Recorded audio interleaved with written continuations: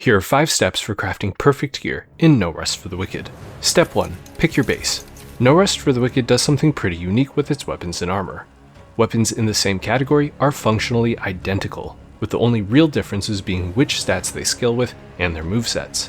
For example, a Cursed Crone has the exact same stats as a Gnarled Staff. The only difference is the moveset. Armor works the same way. The only thing that matters is the material type. 2 pieces of leather body armor will always have identical stats as long as they're the same level. Because of that, the most important parts of your gear are fashion, moveset, and facets. A facet is a special modifier that an item spawns with, and it cannot be changed later. So let's pick our base. I want a staff for my Fire Mage, and I'm going with the Gnarled Staff because it has peak fashion and a solid moveset. The facet I'm aiming for is the Sharp Facet, which lowers base damage but increases critical damage. Staves already have high crit chance, but low crit damage, so boosting crit damage makes a huge difference for the final build. There are 17 possible facets, so if you want a sharp Gnarled Staff in a reasonable amount of time, you're going to need to craft it. I've linked the full list of facets in the description. To learn a crafting recipe, head to the scribe table by Danos and spend research papers to unlock it.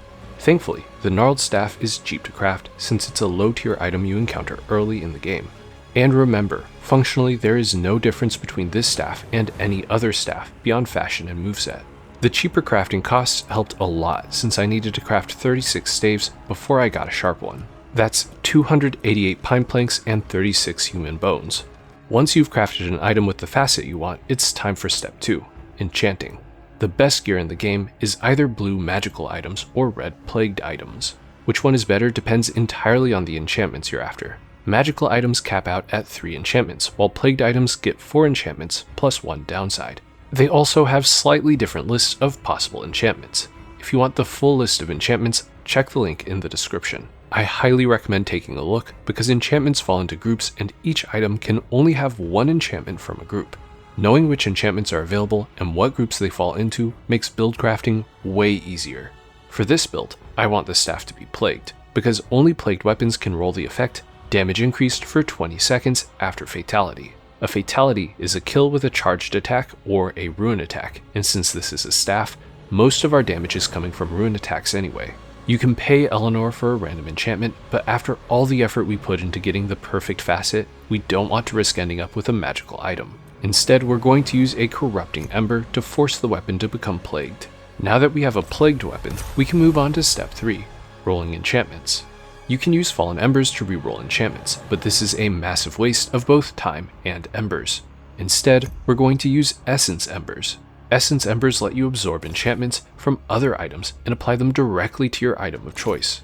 This destroys the item the enchantment came from, but it saves a huge amount of time and Fallen Embers. Essence Embers do have some key restrictions. You can't put an enchantment from plagued gear onto magical gear and vice versa. Some enchantments are exclusive to certain types of equipment like weapons, gloves, pants, etc. Essence Embers will not allow you to put these unique effects onto other types of gear. Finally, Essence Embers will not allow you to get more than 1 enchantment from each group. They only work if your item does not have an enchantment from that group, or if you replace an enchantment from the same group. Back to Fallen Embers, we want to save those for rerolling downsides on plagued gear. Some downsides can completely ruin a build, so you're aiming for something with minimal impact. Once again, I've linked the full list of downsides in the description. After we have the right enchantments, it's time for step 4, maxing enchantments. First, we use Radiant Embers to raise our enchantments to their highest natural value. The higher the enchantments were to begin with, the fewer Radiant Embers you'll need, so try to absorb stats that already rolled high. After that, true RNG takes over. We use Sublime Embers to exalt the item. You can also exalt items at the Watcher in exchange for endgame resources. Exalting improves a random enchantment beyond its natural limit. You can do this up to 4 times, and you can hit the same stat multiple times. Ideally, you're boosting your main damage stat, but this part is completely random. Once that's done, we're on to the final step, finishing touches. No Rest for the Wicked allows for a lot of weapon customization. Each weapon has 4 ruin slots, and you have a lot of options to choose from.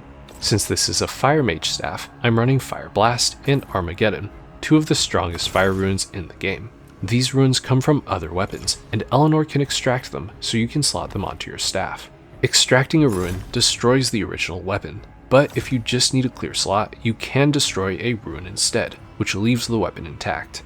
Finally, you'll want to infuse your weapon with a gem.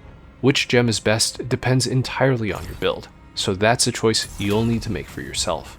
If you found this video helpful, consider leaving a like or subscribing, and if you have any questions, feel free to ask in the comments.